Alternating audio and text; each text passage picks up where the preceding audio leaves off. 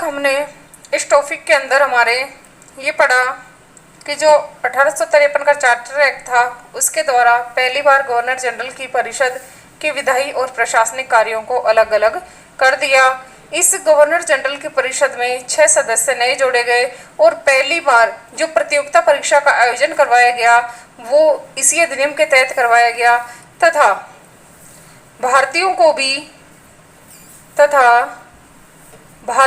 भी प्रतियोगिता परीक्षा में शामिल किया गया। ये सारी इम्पोर्टेंट जो तथ्य हैं वो 1853 के चार्टर एक्ट के द्वारा शामिल किए गए। उसके बाद हम सबसे इम्पोर्टेंट जो चार्टर एक्ट है वो है हमारा भारत शासन अधिनियम 1858। तो अगला जो अपना अधिनियम आएगा वो आएगा भारत शासन अधिनियम।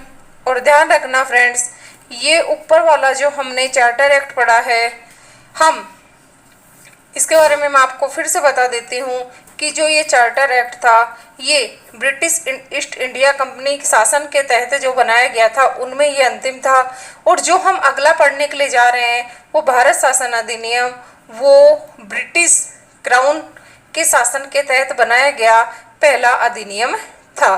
ध्यान रखना इसको, ब्रिटिश सरकार या ब्रिटिश शासन के तहत बनाया गया जो पहला अधिनियम था वो था भारत शासन अधिनियम, जो हुआ था अपने 1858 में।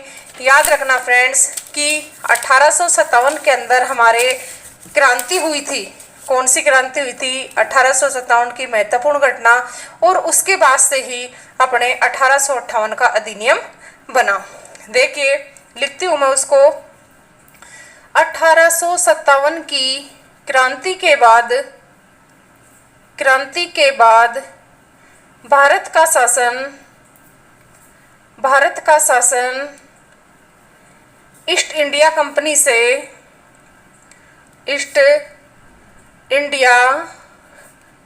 से ब्रिटिश क्राउन के हाथों में आ गया। ब्रिटिश क्राउन के हाथों में आ गया। इंपॉर्टेंट तथ्य है कि क्रांति के बाद भारत का शासन ईस्ट इंडिया कंपनी से ब्रिटिश क्राउन के हाथ में आ गया। एक बात और ब्रिटिश ध्यान रखना, इस समय भारत का जो गवर्नर जनरल था, भारत का गवर्नर जनरल, मैं 1857 की क्रांति के समय की बात कर रही थी, वो था हमारे लॉर्ड डलहौजी। क्रांति के समय की बात कर रही हूँ मैं आपको, सॉरी लॉर्ड डलहौजी नहीं, ये 1854 में था। ये था हमारे लॉर्ड कैनिंग। क्रांति के समय अपने भारत का जो गवर्नर जनरल था वो था अपने लॉर्ड कैनिंग। और देखिए क्या किया गया, 1858 के अधिनियम में आ जाते हैं अब हम, कि जो कोर्ट ऑफ डायरेक्टर्स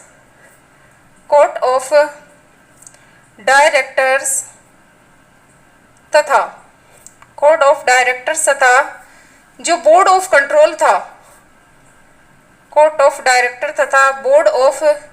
कंट्रोल को समाप्त कर दिया गया।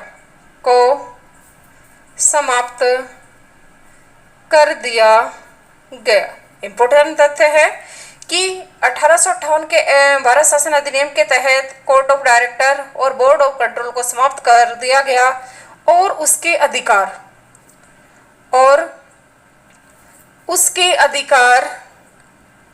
ब्रिटिश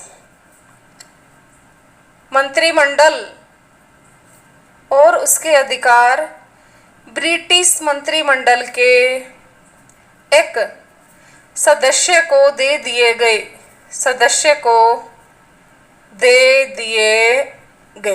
ध्यान रखना फ्रेंड्स कि कोर्ट ऑफ डायरेक्टर्स और बोर्ड ऑफ कंट्रोल को समाप्त कर दिया गया और उसके जो अधिकार है वो ब्रिटिश मंत्रिमंडल के एक सदस्य को दे दिए गए।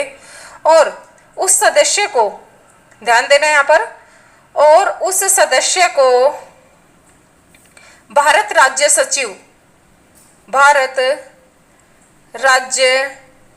सचिव नाम दिया गया। उस सदस्य को फ्रेंड्स क्या नाम दिया गया? भारत राज्य सचिव नाम दिया गया।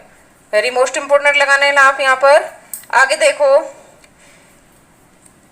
भारत राज्य सचिव की सहायता के लिए भारत राज्य सचिव, जो ब्रिटिश मंत्रिमंडल का एक सदस्य था, भारत राज्य सचिव की सहायता के लिए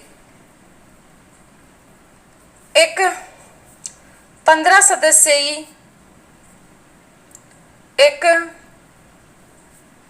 सदस्यीय भारत परिषद का गठन किया गया।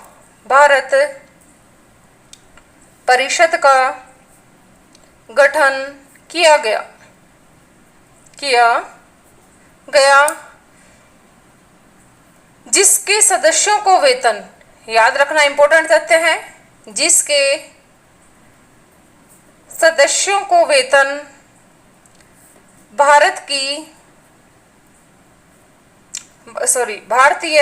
जिसके सदस्यों को वेतन भारतीय राजस्व से दिया जाता था। अर्थात अंग्रेजी ही व्यक्ति था, अंग्रेजी सरकार में था, लेकिन फिर भी इनकी दादागिरी देखो, इनका अत्याचार देखो कि वेतन देने की जो व्यवस्था की गई थी वो भारत के राजस्व से की गई थी। एक चीज और, इनमें से जो ये 15 सदस्य थे, इनमें से कम से कम आधे सदस्य ऐसे हों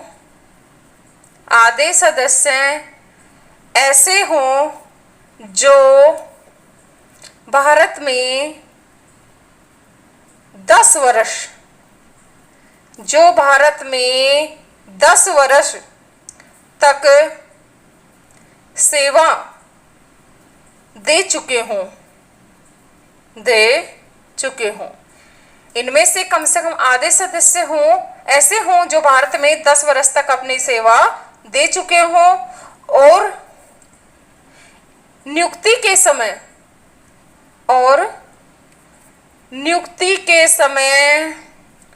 उन्हें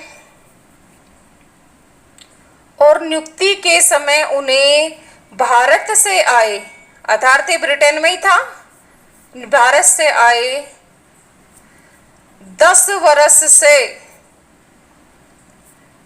वर्ष से ज्यादा समय हो गया हो। ध्यान रखना फ्रेंड्स, ये जो 15 सदस्यीय भारत परिषद का गठन किया गया था, ये भारत राज्य सचिव की सहायता के लिए किया गया था और इनके लिए शर्त क्या रख दी कि सदस्यों को वेतन भारतीय राजस्व से दिया जाएगा और कम से कम आधे सदस्य ऐसे हों जो भारत में 10 वर्ष तक अपनी सेवा दे चुके हों पहले, और नियुक्ति के समय उन्हें भारत से आए 10 वर्ष से ज्यादा समय हो गया हो। आगे देखते हैं हम। अगला जो इसके अंदर पॉइंट है वो मैं आपको बताती हूँ। अभी हम भारत शासन अधिनियम 1858 ही पढ़ रहे हैं। देखते हैं इसमें हम कि भारतीय मामलों पर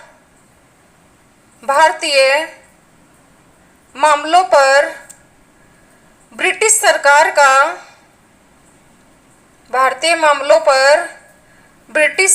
का सीधा नियंत्रण स्थापित हो गया।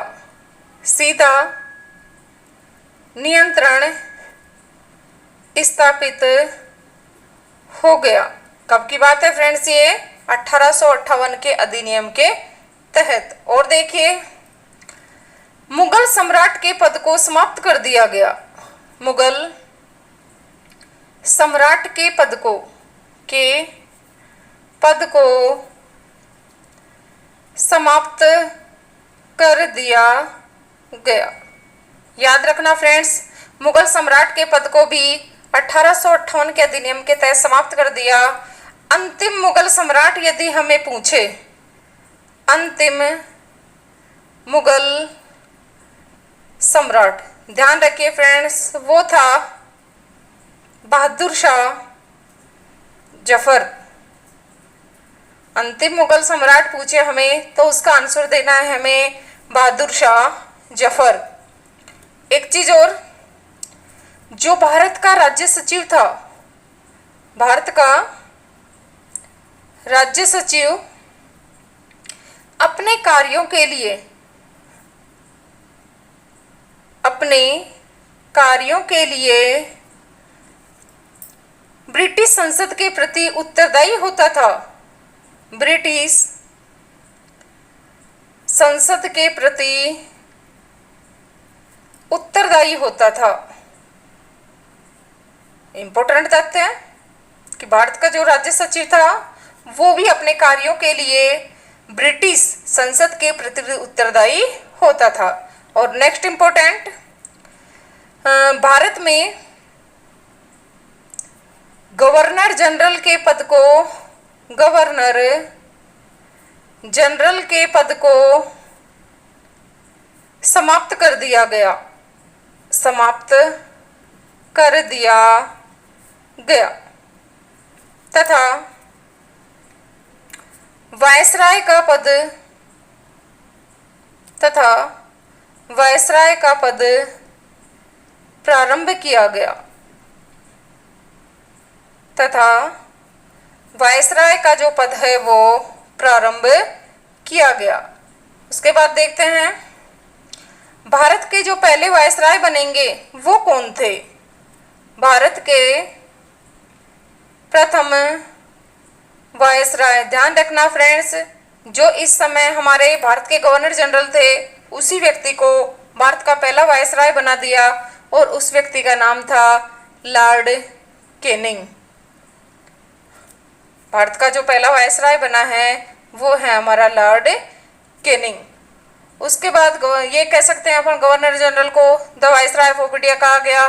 और प्रतिवर्ष जो हमारे गवर्नर जनरल थे वो भारत की नैतिक और आर्थिक प्रगति की रिपोर्ट ब्रिटिश संसद के समक्ष प्रस्तुत करते थे। ये पढ़ा फ्रेंड्स हमने जो भारत शासन अधिनियम था 1858 में, उसके बारे में।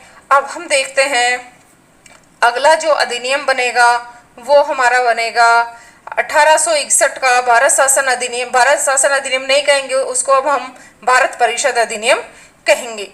लेकिन वो जो हम 1861 से लेकर के और जो अगस्त वो कैबिनेट मिशन तक की, और उसके बाद भी हम जो भारत सरकार अधिनियम 1947 की बात करेंगे वो हम नेक्स्ट क्लास में करेंगे।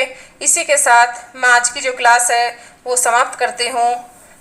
यदि आप एक और आपसे कहना चाहूँगी, यदि आपको ये वीडियो पसंद आ रहा है तो कृपया आप इसे लाइक करिए, शेयर करिए और ज़्यादा से ज़्यादा अपने मित्रों के पास ये शेयर करें ताकि उनको भी ये इम्पोर्टेंट तथ्य है जो पहुँच सके। Thank you. Hello friends, Jatin competition class में आपका स्वागत है। पिछले 2 टॉपिकों में मैंने आपको जो हमारे भारत का संवैधानिक विकास है उसके कुछ पॉइंट बताए हैं।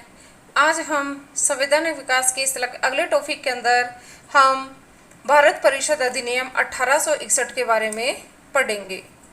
भारतीय परिषद अधिनियम, भारतीय परिषद अधिनियम 1861, क्योंकि पिछली क्लासों में हमने भारतीय शासन अधिनियम 1858 तक हम पढ़ चुके हैं। देखिए ये जो घटना है भारतीय परिषद अधिनियम 1861 वाली, वो भारत के संवैधानिक इतिहास में एक महत्वपूर्ण घटना है जिसके पीछे रीजन देखिए क्या है। भारतीय इतिहास में, पॉइंट पहला, भारतीय इतिहास में प्रथम बार, भारतीय इतिहास में प्रथम बार मंत्रिमंडलीय व्यवस्था की नींव इसी अधिनियम से पड़ी, इसी अधिनियम से पड़ी। ध्यान रखना फ्रेंड, भारतीय परिषद अधिनियम के द्वारा ही भारतीय इतिहास में पहली बार मंत्रिमंडलीय व्यवस्था की नींव पड़ी। दूसरा तथ्य, वायसराय की कार्यकारिणी परिषद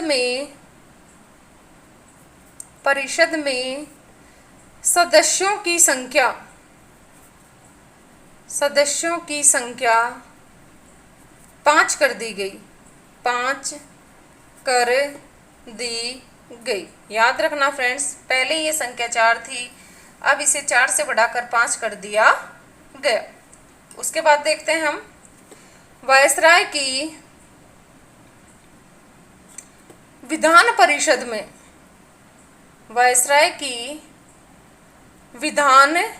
परिषद में न्यूनतम 6 और अधिकतम इम्पोर्टेंट है 12 सदस्य।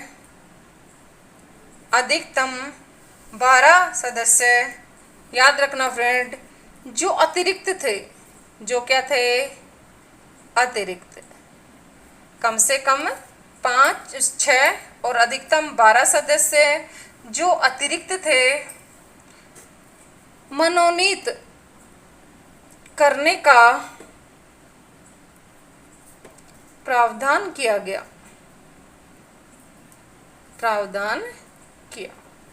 वायसराय की जो विधान परिषद थी उसमें कम से कम 6 और अधिकतम 12 सदस्य जो अतिरिक्त थे उन्हें मनोनीत करने का प्रावधान किया गया। इनमें से जो 6 और 12 की बात कर रहे हैं उनकी बात है, इनमें से आधे सदस्य, कम से कम की बात है, इनमें से आधे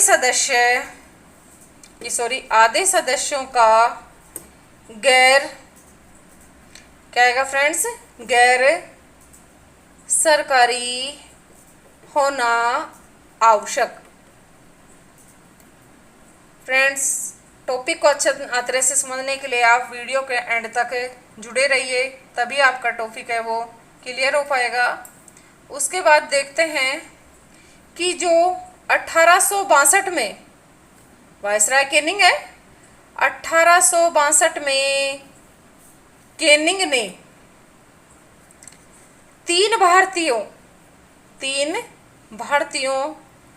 वेरी मोस्ट इंपॉर्टेंट क्वेश्चन है, 1862 में कैनिंग ने 3 भारतीयों, जिनमें से एक नंबर पे आता है बनारस का राजा,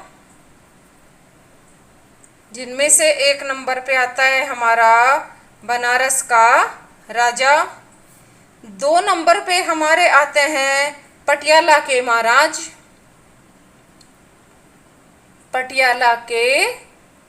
महाराज, और फ्रेंड्स 3 नंबर पे आते हैं हमारे सर दिनकर राव। क्या किया, अब हम आगे ये चीज देखते हैं कि 1862 की बात है, कैनिंग ने 3 भारतीय व्यक्ति, एक बनारस का राजा है, एक पटियाला का महाराज है और एक है सर दिनकर राव को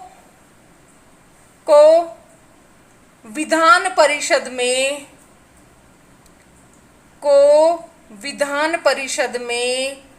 मनोनीत किया।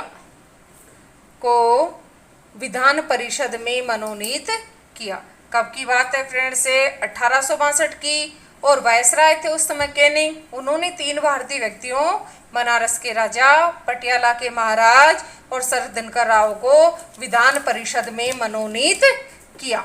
उसके बाद देखिए आगे देखते हैं हम कि और क्या किया गया इसमें। वायसराय को, इंपॉर्टेंट है, वायसराय को अध्यादेश जारी करने की शक्ति दी गई। अध्यादेश जारी करने की शक्ति दी गई। ध्यान रखना फ्रेंड्स, वायसराय को जो अध्यादेश जारी करने की शक्ति दी गई है वो भी अपने 1861 के भारत परिषद अधिनियम के द्वारा ही दी गई है। उसके बाद देखते हैं हम कि जो लॉर्ड कैनिंग था, और एक इम्पोर्टेंट क्वेश्चन, लॉर्ड कैनिंग ने भारत में पहली बार विभागीय प्रणाली की शुरुआत की। विभागीय प्रणाली की शुरुआत की। विभागीय प्रणाली की शुरुआत करने वाला जो व्यक्ति है वो है फ्रेंड्स हमारा लॉर्ड कैनिंग। उसके बाद देखते हैं हम एक और इम्पोर्टेंट चीज, इसी अधिनियम के द्वारा मद्रास व बम्बई, मद्रास और बम्बई प्रेसिडेंसियों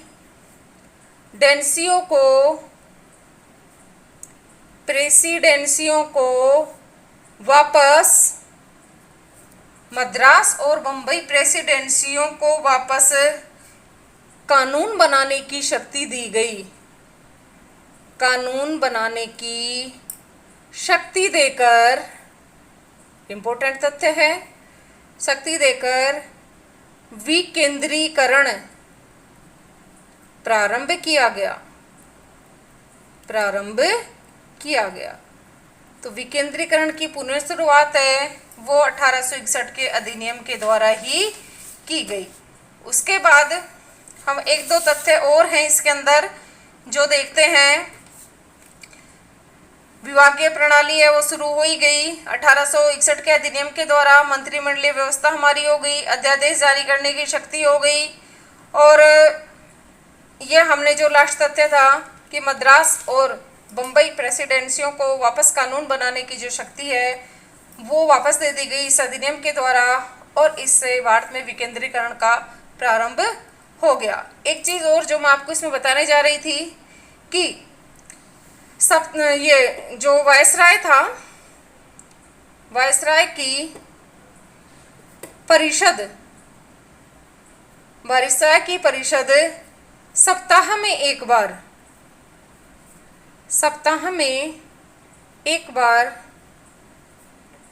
बैठक का आयोजन, सप्ताह में एक बार बैठक का आयोजन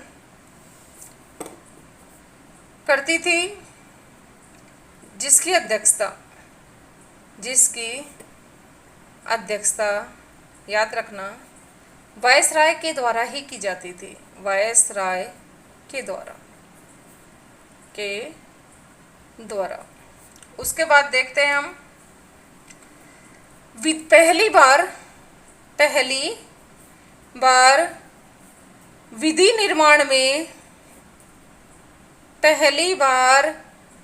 निर्माण में भारतीयों का, इम्पोर्टेंट तथ्य है, भारतीयों का सहयोग लिया। 1861 के अधिनियम के तहत ही पहली बार विधि निर्माण में भारतीयों का सहयोग लिया। उसके बाद अगला जो हमारा अधिनियम है फ्रेंड्स वो है हमारा भारतीय परिषद अधिनियम, और 61 के बाद जो भारतीय परिषद अधिनियम बना है सीधा वो बना है फ्रेंड्स 1892 का। देखते हैं हम, बोर मत हुई, क्योंकि अपने संवैधानिक विकास का जो चरण है वो काफ़ी लंबा है और इसके अंदर ही हमें 2 या 3 क्लासों की जरूरत पड़ी है, वरना आगे तो हम मात्र 2 या क्लासों के अंदर अपने हर टॉपिक को समाप्त कर लेंगे। तो आगे जो हम इसमें पढ़ रहे हैं वो है फ्रेंड्स भारतीय परिषद अधिनियम, और जो बना था फ्रेंड्स 1892 में। भारतीय परिषद अधिनियम जो बना था 1892 में। इसका जो उद्देश्य था, इनका जो उद्देश्य था वो है विधान परिषदों का विस्तार करना। विधान परिषदों का विस्तार करना। 1892 के अधिनियम का मुख्य उद्देश्य है विधान परिषद को विस्तार करना। इसके अलावा 1892 के अधिनियम में और कोई इम्पोर्टेंट तथ्य नहीं है, क्योंकि वो लिखाने से कोई मतलब नहीं निकलता है उनसे, क्योंकि पूछा नहीं जाता है। तो आपको इतना याद रखना कि विधान परिषदों का जो विस्तार किया गया वो 1892 के भारत परिषद अधिनियम के तहत ही किया गया। उसके बाद आगे जो हम 2-3 अधिनियम पढ़ेंगे फ्रेंड्स, वो एग्जाम की दृष्टि से हमारे काफ़ी इम्पोर्टेंट है, और उनमें हम पढ़ते हैं अगला अधिनियम। याद रखना फ्रेंड्स, वो आएगा हमारे भारत परिषद अधिनियम, हमारा भारत परिषद अधिनियम। शॉर्ट में लिख रही हूँ मैं आपको ताकि हमारा टाइम बच जाए। भारतीय परिषद अधिनियम 1909, याद रखना फ्रेंड्स, भारतीय परिषद अधिनियम 1909 में बना था। इसका जो उपनाम है, याद रखना, वो है मार्ले मिंटो सुधार अधिनियम। इम्पोर्टेंट है, मार्ले मिंटो सुधार अधिनियम 1909 के भारत शासन अधिनियम, भारत परिषद अधिनियम का ये उपनाम है। याद रखना फ्रेंड्स, जो मार्ले थे, लॉर्ड मार्ले थे, वो इस समय भारत का सचिव थे। इम्पोर्टेंट तथ्य है। और याद रखना, जो मिंटो थे वो इस समय भारत के वायसराय थे। मार्ले भारत के सचिव थे और मिंटो थे वो भारत के वायसराय थे। अब हम पढ़ते हैं कि इसके द्वारा है कौन कौन से सुधार किए गए। देखिए, हम पढ़ते हैं इसमें कि जो हमारे ये थे, क्या नाम है इनका, सत्येंद्र प्रसाद सिन्हा। सत्येंद्र प्रसाद सिन्हा, सत्येंद्र प्रसाद सिन्हा वायसराय की कार्यकारिणी, वायसराय की कार्यकारिणी परिषद में नियुक्त होने वाले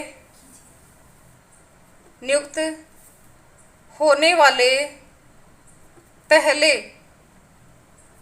भारतीय थे। याद रखना, सत्येंद्र प्रसाद सिन्हा जो वायसराय की कार्यकारिणी परिषद थी उसमें नियुक्त होने वाले पहले भारतीय थे। इस व्यक्ति का नाम याद रखना है आपको, सत्येंद्र प्रसाद सिन्हा।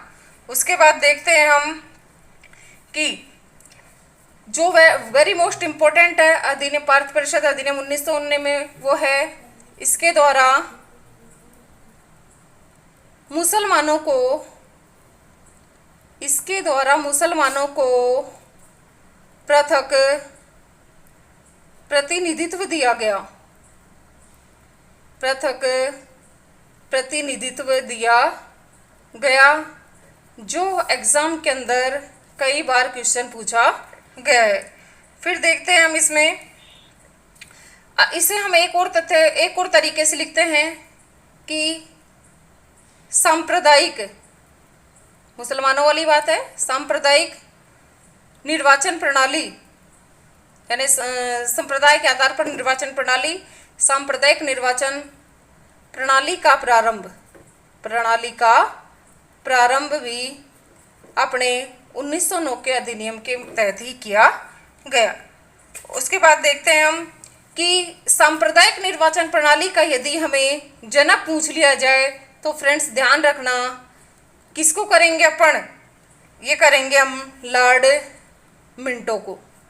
किसको करेंगे? लॉर्ड मिंटो को, क्योंकि जो काम जिस वायसराय या गवर्नर जनरल के समय किया जाता है उसी को इसका जनक माना जाता है। इसके अलावा अपने 1909 के अधिनियम से कोई इंपॉर्टेंट क्वेश्चन नहीं पूछा जाता। फिर हम चलते हैं फ्रेंड्स अगला अधिनियम, और जो हमारा अगला अधिनियम है फ्रेंड्स वो है हमारा भारत परिषद अधिनियम। भारत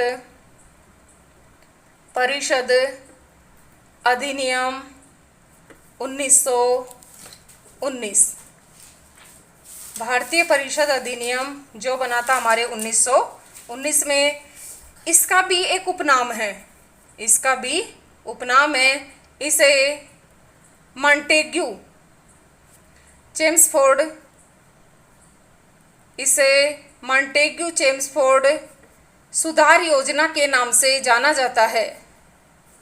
सुधार योजना जो 1919 का अधिनियम है उसे मॉन्टेग्यू चेम्सफोर्ड सुधार योजना के नाम से जाना जाता है। देखते हैं अब इसमें अपन कि वायसराय कौन है और इस समय भारत का सचिव कौन है।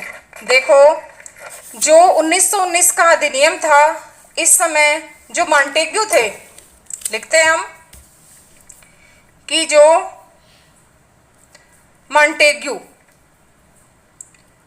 मॉन्टेग्यू थे वो भारत के सचिव थे। भारत के सचिव थे। और जो चेम्सफोर्ड थे वो भारत के वायसराय थे। और अभी मैंने आपको भी बताया है कि जो सचिव और वायसराय है उसी के नाम पर उसको सुधार योजना का नाम दे दिया, जैसे 1909 वाले को मार्लियामेंटो सुधार अधिनियम के नाम से जाना जाता था। अब देखते हैं हम कि इसमें क्या क्या काम है जो किया गया, किन किन चीज़ों की शुरुआत है यहाँ पर की गई। देखो, जो केंद्र में विधायिका थी उनको 2 सदनीय किया गया। ऐसे लिखेंगे, केंद्र में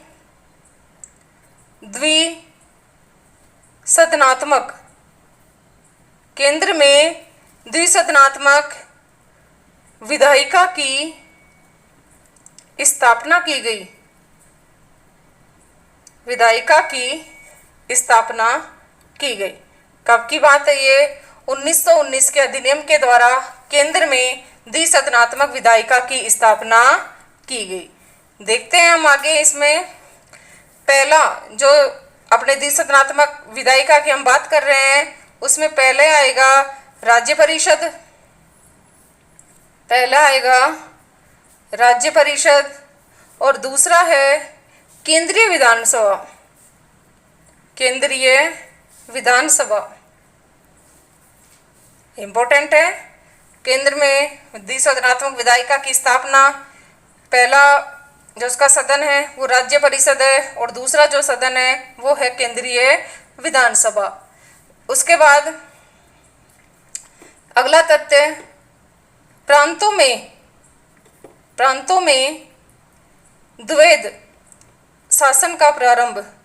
प्रांतों में द्वैध शासन का प्रारंभ किया गया। इंपॉर्टेंट है फ्रेंड्स। प्रांतों में जो द्वैध शासन का प्रारंभ किया गया है वो भी अपने 1919 के अधिनियम के तहत ही किया गया है। उसके बाद देखते हैं हम कि जो प्रांतीय विषय थे, प्रांतीय विषयों को 2 भागों में बांटा गया। 2 भागों में बांटा गया। जो प्रांतीय विषय थे उनको भी 2 भागों में बांट दिया। पहला है हस्तांतरित विषय। पहले विषय है हस्तांतरित विषय और दूसरा विषय है आरक्षित विषय। पहले विषय तो हैं अपने हस्तांतरित और दूसरा विषय है अपना आरक्षित विषय। अब देखिए फ्रेंड्स, जो कौन से हस्तांतरित है, कौन से आरक्षित विषय है, इनके बारे में हमें पढ़ने की जरूरत नहीं है, फिर भी मैं आपको बता देती हूँ कि जिस तरह से हमारे वर्तमान में संघ सूची में इंपॉर्टेंट विषय आते हैं वैसे आरक्षित में आएंगे और राज्य सूची में जो विषय जिस तरह के विषय आते थे वो फ्रेंड्स हमारे हस्तांतरित विषयों में आ जाएंगे। उसके बाद देखते हैं कि जो ये थे अपने एक और इम्पोर्टेंट तथ्य कि भारत में लोक सेवा आयोग का गठन। भारत में लोक सेवा आयोग का गठन किया गया। ध्यान रखना फ्रेंड्स, भारत में जो लोक सेवा आयोग का गठन किया गया था इसी अधिनियम के तहत किया गया था। लेकिन यदि इसकी स्थापना गठन का वर्ष पूछ ले अपने को तो 1926 करना है फ्रेंड्स। लोक सेवा आयोग की स्थापना का वर्ष पूछे तो 1926 करनी है। अधिनियम यदि अपने को यहाँ पूछता है तो अधिनियम के अंदर अपने को 1919 का अधिनियम करना है। और यदि किसी आयोग के बारे में पूछ लिया जाए फ्रेंड्स तो वो आयोग करना है ली आयोग, अर्थात ली आयोग की सिफारिश पर ही भारत में लोक सेवा आयोग की स्थापना की गई। और जो ली आयोग था फ्रेंड्स, ध्यान रखना, ये 1923 के अंदर बनाया गया था। फिर हम देखते हैं आगे, इस टॉपिक के अंदर हमारा अभी समाप्त नहीं हुआ है। देखिए फ्रेंड्स, जो हम एक तथ्य हम पढ़ चुके हैं पहले ही कि भारत में मुसलमानों को जो पृथक प्रतिनिधित्व दिया गया था वो अपने 1909 के अधिनियम के तहत दिया गया था। देखते हैं हम कि जो सामान्य वर्ग थे उसके अंदर अपने ईसाई, सामान्य वर्गों में अपने ईसाई, यूरोपीय,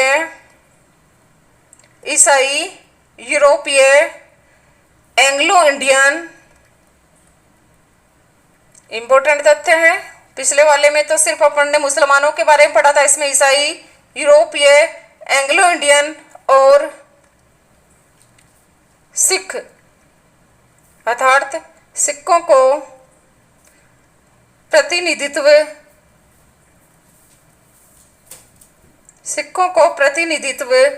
दिया गया। ईसाई, यूरोपीय, एंग्लो इंडियन और सिखों को प्रतिनिधित्व दिया गया। उसके बाद देखते हैं हम इंपॉर्टेंट तथ्य। पहली बार केंद्रीय बजट को राज्य बजट से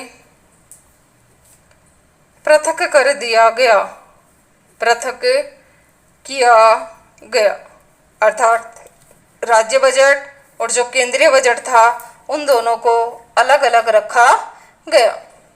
फिर देखते हैं हम आगे कि भारत में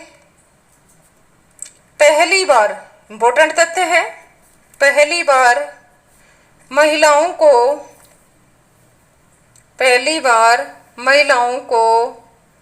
मताधिकार दिया गया, मताधिकार दिया, वो भी 1919 के अधिनियम की ही बात है ये। और एक चीज मैंने आपको भी बताया था कि प्रांतों में द्वैध शासन का जो प्रारंभ हुआ था वो 1919 के अधिनियम के तहत हुआ था। तो एक और तथ्य उसी द्वैध शासन से संबंधित कि उस द्वैध शासन का जो जनक था वो कौन था। द्वैध शासन का जनक कई बार एग्जाम में पूछा गया प्रश्न है कि भारत में द्वैध शासन का जनक कौन था। वो था लियोनेल कर्टिस। ध्यान रखना इस तथ्य को, भारत में द्वैध शासन का जनक है लियोनेल कर्टिस। उसके बाद देखते हैं फ्रेंड्स हम एक चीज और कि इसी अधिनियम के द्वारा जो साइमन कमीशन था उसकी भी बात कही गई थी। तो हम देखते हैं वो बात कही गई थी, वो क्या है कि इस अधिनियम की जांच के लिए, ऐसे लिखेंगे, 1919 के अधिनियम की जांच के लिए, 1919 के अधिनियम की जांच के लिए एक 7 सदस्यीय आयोग बनाया जिसे साइमन आयोग कहा गया या साइमन कमीशन कहा गया। ध्यान रखना फ्रेंड्स, 1919 के अधिनियम की जांच के लिए ही साइमन कमीशन बनाया गया था, जिस साइमन कमीशन में हमारे 7 सदस्य थे। लेकिन ध्यान रखना ये 1927 की बात है कि 27 में इसका गठन किया गया था और 1928 में ये हमारे भारत आया। देखिए, साइमन कमीशन का बहिष्कार, साइमन कमीशन का बहिष्कार, भारत में सभी जगह इस साइमन कमीशन का बहिष्कार किया गया था, क्योंकि इसमें 7 सदस्य थे और सातों के सातों सदस्य थे वो अंग्रेज थे। कारण लिख लेते हैं हम बहिष्कार का। सातों सदस्य अंग्रेज, कि सातों के 7 सदस्य अंग्रेज थे। उन 7 सदस्यों में कोई भी एक सदस्य भारत का नहीं था, इसलिए इसका बहिष्कार किया गया। उसके बाद हम एक और इम्पोर्टेंट हमारे फैक्ट बच गया है, एक अधिनियम बच गया है, और उस अधिनियम का नाम है हमारे 1935 का अधिनियम। देखिए फ्रेंड्स, हम इसके अंदर आगे पढ़ रहे हैं। एक और अधिनियम है हमारा, जिसका नाम है 1935 का भारत शासन अधिनियम, भारत शासन अधिनियम। याद रखना, जो भारत शासन अधिनियम है 1919 के बाद में बना है, वो बना था हमारे 1935 में। देखते हैं इसके द्वारा क्या किया गया कि 1930 से लेकर 1932 तक जो लंदन में गोलमेज सम्मेलन हुए, गोलमेज सम्मेलन हुए। याद रखना फ्रेंड्स, गोलमेज सम्मेलन है, उनकी संख्या 3 थी, और जो गोलमेज सम्मेलन है वो अपने लंदन में हुए थे। जो 1930 से 32 तक जो लंदन में गोलमेज सम्मेलन हुए, उसी की सिफारिश पर, उसी की सिफारिश पर यह अधिनियम बना, यह अधिनियम बना। इम्पोर्टेंट तथ्य है कि गोलमेज सम्मेलन है, उनकी सिफारिश पर भारत शासन अधिनियम 1935 बनाया गया। भारत में सर्वप्रथम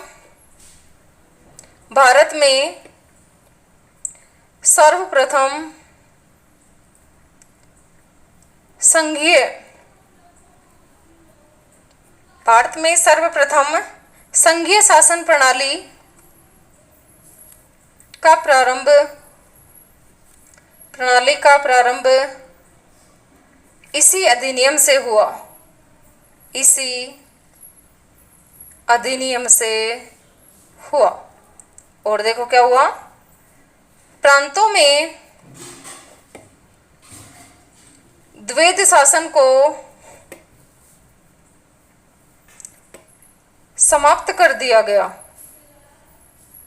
समाप्त कर दिया गया। याद रखना फ्रेंड्स, 1919 के अधिनियम के द्वारा जो प्रांतों में द्वैध शासन का प्रारंभ किया था, उसे 1935 के अधिनियम के द्वारा समाप्त कर दिया गया। और देखो, जो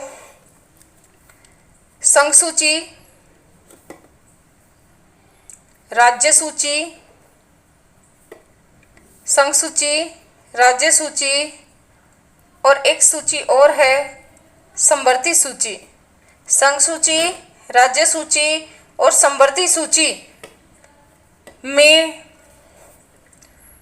संघ सूची, राज्य सूची और समवर्ती सूची में शक्तियों का विभाजन किया गया।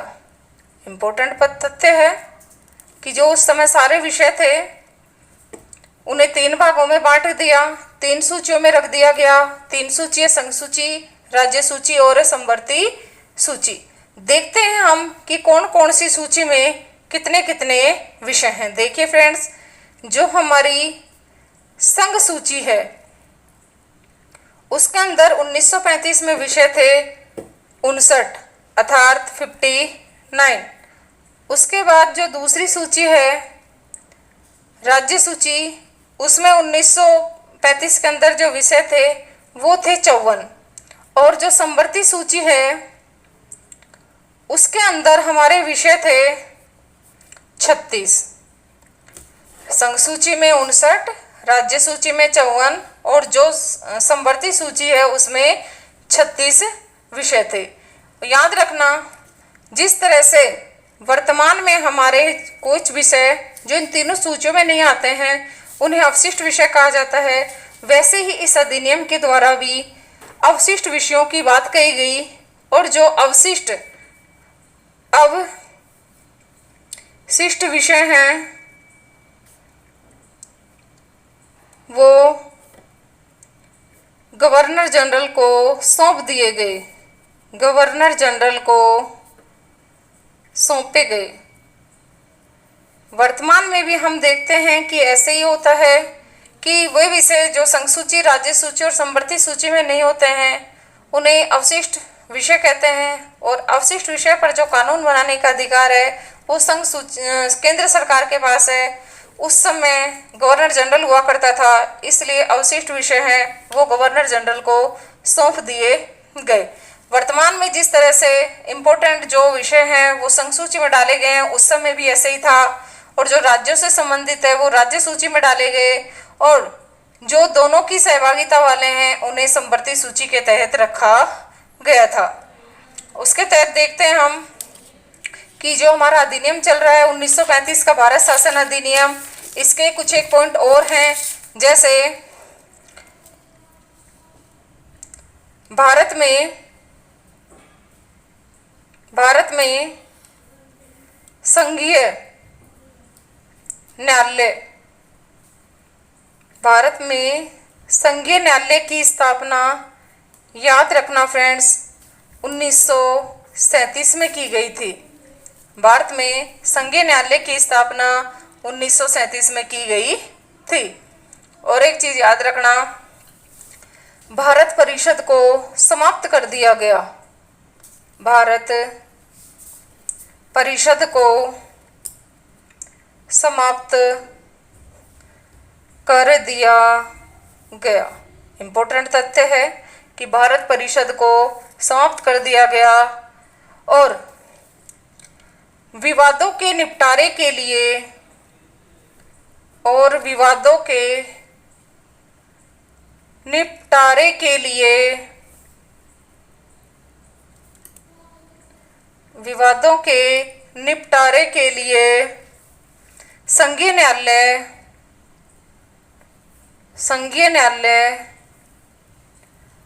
अंतिम अपीलीय न्यायालय नहीं था, अपीलीय न्यायालय नहीं था। याद रखना, ये संघीय न्यायालय अंतिम अपीलीय न्यायालय नहीं था। अंतिम अपीलीय न्यायालय कौन सा था देखते हैं फ्रेंड्स। अंतिम अपीलीय न्यायालय वही था जो मैंने आपको 1773 के अधिनियम के तहत बताया था, प्रिवी काउंसिल। और ये जो प्रिवी काउंसिल थी, मैंने आपको थोड़ी देर 2 पीरियड पहले भी बताया था, वो लंदन में था। प्रिवी काउंसिल कहाँ पर था? हमारे ये लंदन में। और देखिए और क्या हुआ इसमें, दलित जातियों, याद रखना, दलित जातियों, महिलाओं, दलित जातियों, महिलाओं और मजदूर वर्ग के लिए वह मजदूर वर्ग के लिए अलग से निर्वाचन की व्यवस्था की गई, अलग से निर्वाचन की व्यवस्था की। कब की बात है फ्रेंड्स? से 1935 के अधिनियम की। उसके बाद देखते हैं हम कि जो थोड़ी देर पहले हमने लोक सेवा आयोग पढ़ रहे थे, उसमें कुछ और विस्तार किया गया। वो क्या है फ्रेंड्स? देखो, दो या दो से अधिक राज्यों के लिए, 2 या 2 से अधिक राज्यों के लिए संयुक्त लोक सेवा आयोग, संयुक्त लोक सेवा आयोग का प्रावधान किया गया। दो या दो से अधिक राज्यों के लिए संयुक्त लोक सेवा आयोग के गठन का प्रावधान है वो 1935 के अधिनियम के तहत किया गया। उसके बाद देखो फ्रेंड्स, कुछ और इम्पोर्टेंट क्वेश्चन जो हमारे संवैधानिक विकास से बनते हैं। इसके अलावा अगस्त प्रस्ताव और कैबिनेट मिशन के बारे में मैं आपको नेक्स्ट क्लास में बताऊंगी, क्योंकि इससे टॉपिक हमारा आज का बहुत लंबा हो जाएगा। इसी के साथ मैं इस टॉपिक को अपने यहाँ समाप्त करती हूँ और आपका धन्यवाद करती हूँ कि आपने वीडियो को अंत तक देखा। एक बार मुझे आपसे अपील, यदि आपको वीडियो पसंद आते हैं तो इन्हें लाइक करिए, कमेंट करिए, शेयर करिए और यदि आप नए हैं तो प्लीज़ चैनल को सब्सक्राइब करिए। Thank you.